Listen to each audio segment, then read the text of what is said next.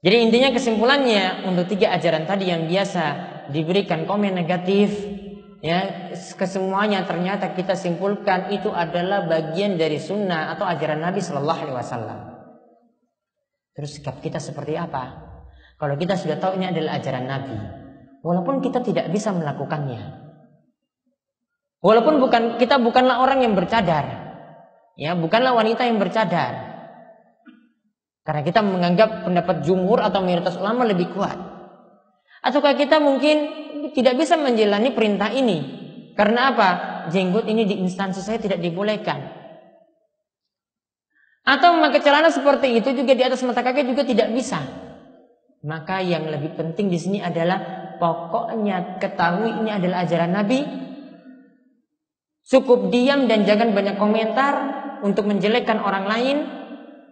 Ya. Kalau tidak bisa menjalankannya, mudah-mudahan suatu waktu Allah itu beri hidayah. Tapi jangan berikan komentar-komentar negatif kepada orang yang berpegang teguh, yang ingin menjalankan ajaran Nabi Sallallahu Alaihi Wasallam.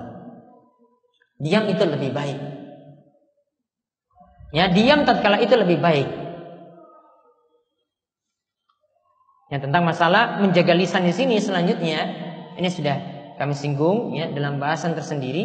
Ini intinya untuk menjelaskan bahwasanya kalau kita memang tidak bisa menjalaninya, maka cukup kita itu diam tanpa berkomentar banyak.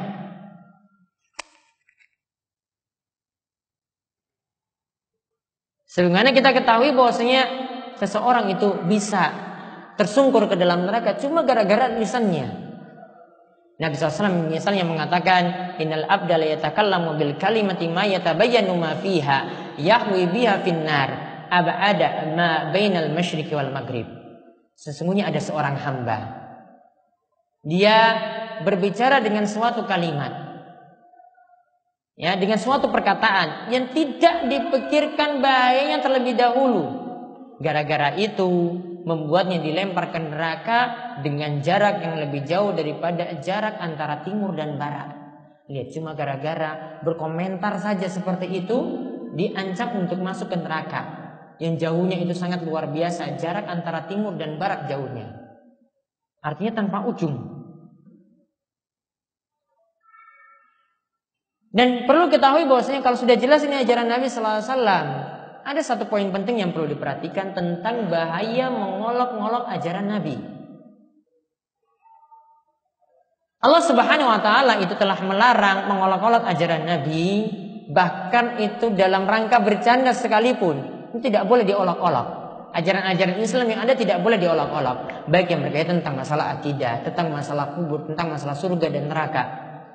Ya, begitu juga tentang hukum-hukum yang lainnya, ajaran-ajaran Islam yang lainnya. Tidak boleh jadi bahan guyonan. Tidak boleh jadi bahan lawakan.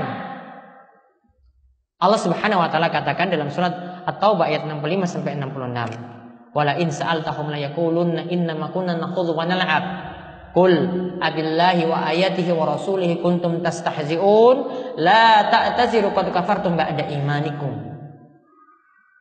Allah Subhanahu wa taala berfirman, dan jika kalian ditanyakan kepada mereka tentang apa yang mereka lakukan itu, yaitu ketika mereka bersenda gurau dengan ayat-ayat Allah Subhanahu wa taala, tentulah mereka akan menjawab, innama kunna nakhudhu wa nal'ab. Kami tadi cuma main-main, cuma guyon saja. Maka Allah katakan, Qul abillah, apakah dengan Allah? Wa ayatihi, apakah dengan ayat-ayatnya? Wa rasulihi, apakah dengan rasulnya? Kuntum tastahzi'un, kalian jadikan bahan candaan, bahan olok-olokan. Kemudian Allah katakan, la ta'taziru, kalian tidak diberi maaf. Qad kafartum, kalian telah kafir setelah sebelumnya kalian itu beriman. Kalian telah kafir setelah sebelumnya kalian itu beriman. Maka untuk ayat ini, surat At-Taubah ini ternyata ada asbabun nuzulnya. Namun ingat ya, tidak semua ayat dalam Al-Quran itu ada asbabun nuzul.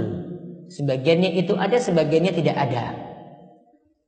Imam As-Suyuti itu punya kitab tentang asbabun nuzul juga. Namun beliau itu tidak menyebutkan asbabun nuzul untuk setiap ayat. Ayat ini ada asbabun nuzulnya, sebab turunnya ayat tersebut.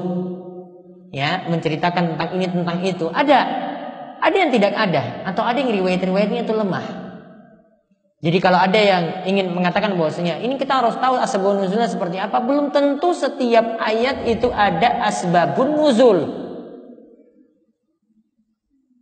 Maka kita lihat kisah dari ayat ini, tentang ayat ini, yaitu diriwayatkan dari Hisham bin Sa'ad dari Zaid bin Aslam. Disebutkan bahwa pada perjalanan perang Tabuk, jadi saat perang, ada orang dari kalangan munafikin berkata kepada Auf bin Malik. Jadi karena pulang dari perang Tabuk, dalam perjalanan perang Tabuk mereka tidak ada bahan candaan. Ya, dulu itu tidak ada HP untuk ngisi waktu, itu nggak ada. Dulu cumanya itu bisa guyon dengan temannya, cari bahan lawakannya itu apa, biar bisa tertawa, biar bisa menghibur hati. Itu bagaimana? Ya, apa yang dijadikan bahan candaan? Maka di sini dikatakan, ya, bahwasanya mereka mengatakan kepada Auf bin Malik, kami itu tidak pernah melihat seperti ahli baca Al-Quran ini. Dan juga yang dimaksudkan di sini para ahli baca Al-Quran ini adalah para sahabat dan Nabi Shallallahu Alaihi Wasallam. Kami tidak pernah melihat para ahli baca Al-Quran kecuali mereka katakan perutnya itu buncit. Kalau perut buncit itu berarti apa? Banyak makan. Maksudnya mereka ingin katakan kepada Rasulullah dan para sahabat itu rakus, banyak makan. Kemudian kami tidaklah pernah melihat yang perkataannya lebih dusta. Jadi mengatakan Rasul dan para sahabat itu dusta. Dan juga yang paling pengecut tatkala di medan perang. Ini dikatakan ditujukan bahan lawakan ini, guyonan ini kepada Rasulullah sallallahu alaihi wasallam dan para sahabat. Maka ketika itu Auf bin Malik itu mendengar orang-orang munafik ini berbicara. Mereka katakan ya seperti itu. Kemudian Auf mengatakan kalian itu dusta, kalian itu munafik. Kemudian sungguh aku akan melaporkan ucapanmu tadi kepada Rasulullah sallallahu alaihi wasallam. Kemudian Auf bin Malik pun pergi menghadap Rasulullah sallallahu alaihi wasallam. Namun sebelum Auf itu sampai menemui Rasul, ternyata wahyu itu sudah turun. Wahyu itu sudah turun membicarakan tentang orang-orang munafik tadi. Kemudian ketika itu dikatakan oleh Zaid bahwa Ibnu Umar itu bercerita, sepertinya aku melihat orang yang tadi ngolok-ngolok tadi itu berpegangan pada tali pelana unta Rasulullah sallallahu alaihi wasallam. Jadi pegang-pegang tali unta Nabi sallallahu alaihi wasallam. Artinya Nabi itu ingin dikejar-kejar, meminta maaf. Meminta maaf tadi dia ingin katakan kami itu main-main. Dia katakan pada Nabi sallallahu alaihi wasallam sambil tersandung-sandung di batu. Dia katakan pada Nabi, "Innama kunna nakhudu wa nal'ab." Wahai Nabi, tadi kami itu cuma guyon. Tidak ada bahan candaan. Tidak ada bahan untuk membuat kami itu tertawa, menghibur kami, itu tidak ada. Tidak ada seperti itu. Maka kemudian Rasulullah SAW berkata kepada mereka, "Abillahi wa ayatihi wa rasulihi kuntum tastahzi'un, la ta'tazir qad kafartum ba'da imanikum." Apakah dengan Allah, dengan ayat Allah, dengan Rasulnya kalian jadikan bahan olok-olokan, jadikan bahan candaan? Kalian tidak diberi maaf. Kalian telah kafir setelah sebelumnya kalian itu beriman. Maka lihatlah bagaimana seorang itu bisa kafir seperti itu gara-gara mengolok-ngolok ajaran Nabi Sallallahu Alaihi Wasallam, menjadikan bahan candaan. Bagaimana lagi dengan orang yang mencela ajaran Nabi SAW secara langsung? Ini cuma jadikan bahan candaan loh, ini tidak serius, cuma main-main.